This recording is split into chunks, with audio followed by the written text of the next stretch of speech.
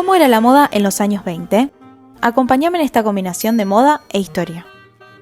Hace ya 100 años se daba el comienzo de los felices años 20, una época llena de esperanza donde la humanidad creía que había aprendido la lección de la destrucción total que había conllevado la Primera Guerra Mundial. Se creía que la sociedad era capaz de dejar atrás la violencia, dando lugar a los grandes sueños y utopías que fueron tan peligrosas que dio lugar a los totalitarismos y a los extremos en todos los sentidos. La Primera Guerra Mundial duró desde 1914 a 1918 y sin duda el gran ganador fue Estados Unidos. Este país crecía como la primera potencia mundial y fijaba el rumbo de la política, la economía y también la moda.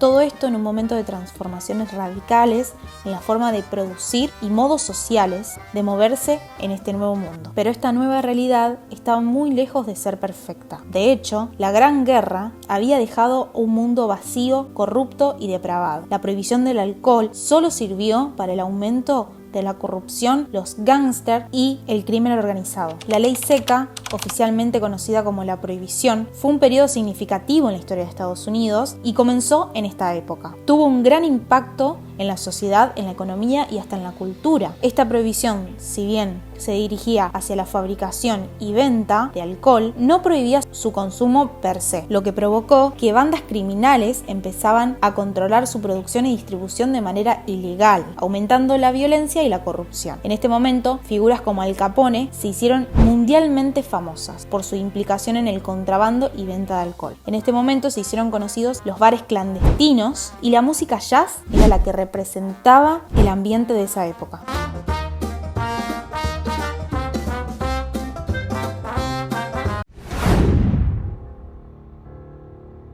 Pero en Europa la realidad era completamente diferente. Las ciudades estaban devastadas, la crisis social era cada vez más notoria y el descontento de la población se hizo ver rápidamente con la aparición de nuevos líderes que, en nombre del populismo, marcaron un antes y un después en la historia. Benito Mussolini dirigía la marcha hacia Roma. Un personaje llamativo y patético daba la primera gran demostración de fuerza del fascismo en Italia. Mientras tanto, en Alemania, un pintor frustrado y charlatán entró en la escena política con un golpe de estado fracasado, el cual una década más tarde llegó al poder y ordenaría el mayor crimen de la historia. Los partidos de ultraderecha se hicieron muy conocidos en esta época, junto con el antisemitismo, un odio que refleja un mal muy peligroso. Por otro lado, en el Imperio ruso, las fuerzas comunistas se hacían cada vez más grandes, con la ideología marxista de la mano de Lenin, el cual organizó la Revolución Rusa que dio inicio a la Unión Soviética, la cual perduró hasta el año 1991.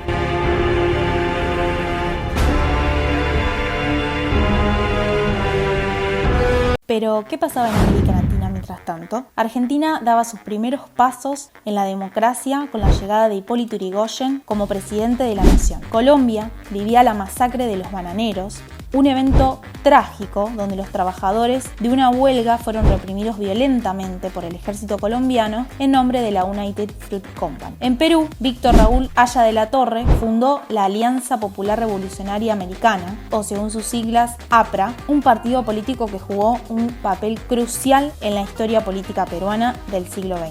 En Chile, Alessandri implementó varias reformas progresistas y enfrentó una crisis económica debido a la caída de los precios del nitrato, un producto de exportación clave del país. México vivía las consecuencias de la Revolución Mexicana de 1910 a 1920. El muralismo mexicano simbolizó perfectamente esta época, liderado por artistas como Diego Rivera o José Clemente Orozco. Ahora sí, acercándonos más a la razón de este video, me adentraré a contarles cuál era el rol de la mujer en esta época. Como es de esperar, durante la guerra, las mujeres quedaron al mando de sus hogares, lo que provocó una mayor independencia económica y un rol de consumidora activa en la sociedad, cosa que antes no sucedía. Una vez terminada la guerra, este rol permaneció en la mujer y se intensificó. A la hora de tener la necesidad de salir a trabajar, la mujer necesitaba de prendas adecuadas para estas tareas. Se dejaron atrás esos vestidos grandes, esplendorosos y lujosos para dar lugar a prendas más cómodas, que representaban a esta nueva mujer trabajadora. Sin dudas, la que llevó al hombro este trabajo fue Coco Chanel. La diseñadora de modas introdujo piezas más simples y prácticas para el guardarropa femenino. En contraposición a la exclusividad de la moda de alta costura, Coco llevó sus diseños a un terreno más popular. El foco pasó a estar en la funcionalidad de las prendas, mientras que sus diseños se caracterizaban por el uso de materiales nuevos, menos lujosos y que se podían adaptar mejor a las nuevas prendas. Pero no solo su trabajo terminó en la vestimenta, sino también en la fabricación de joyas, las cuales solían ser un símbolo de riqueza. Ahora, las mujeres comunes podían lucir sus piezas de joyería, ya que el valor dejaba de ser extremadamente elevado gracias a que Coco Chanel inventó una joyería más económica.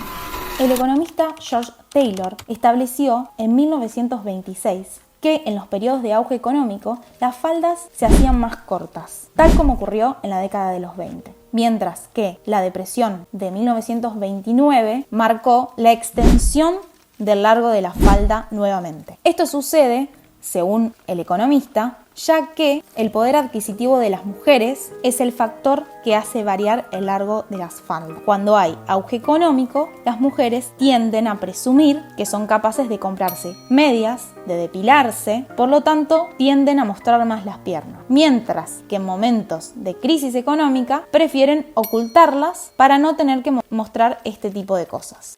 La forma en que se consume está directamente relacionada con cómo uno se siente en ese momento o en ese contexto.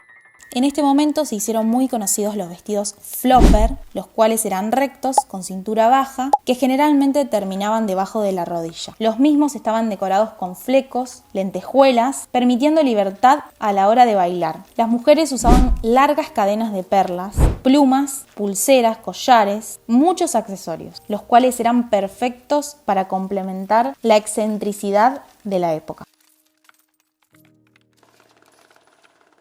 Por lo tanto, vemos cómo los años 20 provocaron que las calles se llenen de deporte, de música, de bares, de nuevos ritmos, de la popularización de actividades que antes eran relegadas solamente a las élites. Pero por supuesto, esta popularización también provocó grandes revueltas y altercados en ciudades que se hacían cada vez más grandes, por lo tanto, cada vez más problemáticas.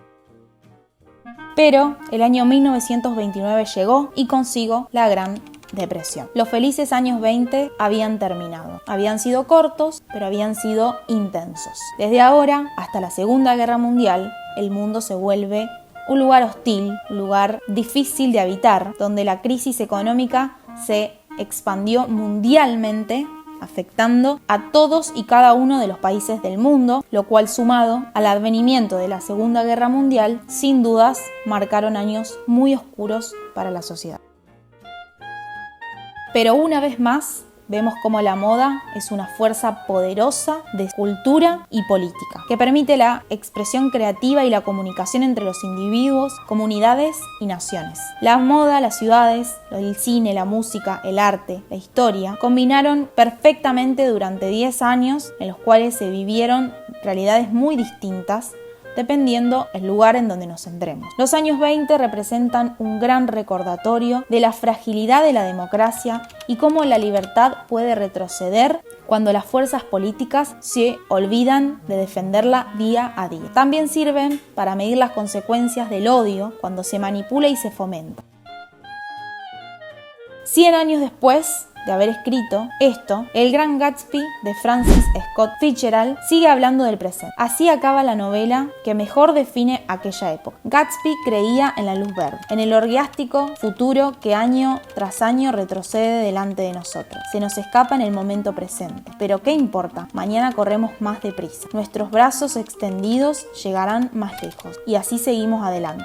Botes contra la corriente, empujándonos innecesariamente hacia el pasado. Lo que vivieron aquellos no podían saber que se encaminaban hacia el desastre, hacia el Holocausto, hacia la Guerra Española, hacia las purgas soviéticas o hacia la Segunda Guerra Mundial. Los más lúcidos pudieron intuirlo, sin duda, pero no existía ninguna certeza. Los habitantes de los años 20 del siglo XXI sabemos, con todos los datos que la ciencia es capaz de proporcionarnos, que nos encaminamos hacia el desastre climático y somos precisamente la última generación que puede evitarlo. Ojalá no se cumpla la profecía de Gatsby y un siglo después la corriente no nos arrastre hacia el pasado y los años 20 sean efectivamente la era en que todo sea posible.